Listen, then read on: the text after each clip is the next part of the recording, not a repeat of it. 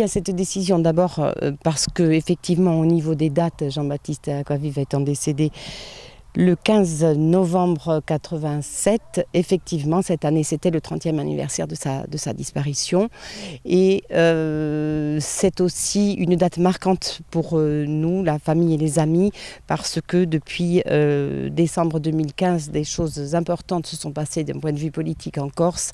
Les nationalistes ont accédé au pouvoir territorial et nous voulions marquer cette date-là pour ça aussi. Quelle va être la programmation de cette commémoration? Alors cette commémoration est d'abord organisée le 18 novembre à l'Isola-Ross. Elle va démarrer par une messe, una messa nostrale, detta da Obre de Valeri, cantada da Noa Confraternidad di Sula. Et puis ensuite il y aura un service de restauration sur place et nous allons avoir un certain nombre d'intervenants. D'abord l'historien Antoine-Marie Gradiani va retracer l'histoire de la Corse insurgée de 1729 jusqu'à nos jours, ce qui n'est pas un mince travail. Ensuite, Gigi Casabianca et Battista Acquavive vont faire une lecture commentée de deux textes, l'un datant de 1736, l'autre de 1995. Il y aura ensuite une intervention du président de l'Assemblée de Corse qui interviendra sur le thème de l'universalisme.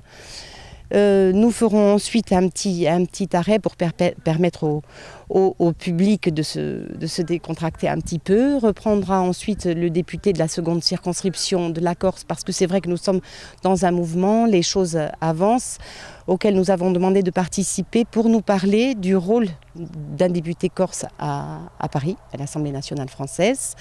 Interviendra ensuite une jeune militante, Camille Martelly, qui va nous parler de son engagement politique.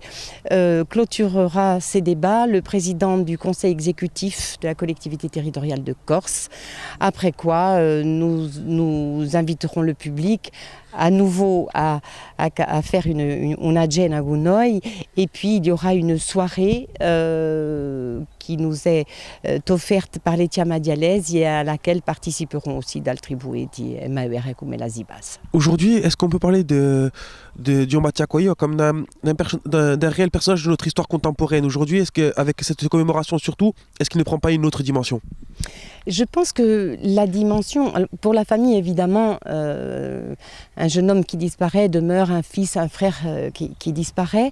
Après, dans l'imaginaire populaire, ça fait longtemps que Jean-Baptiste Acquavive est un mythe.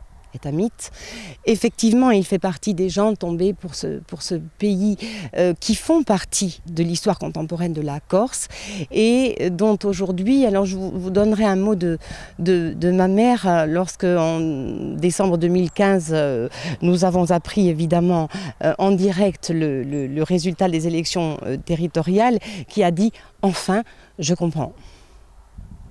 Et aujourd'hui, elle nous dit « Mais comment aurions-nous pu imaginer il y a 30 ans, avec ce qu'il se passait, qu'aujourd'hui nous en serions là, avec notre accession au pouvoir, qui est vraiment une chose extraordinaire pour la Corse ».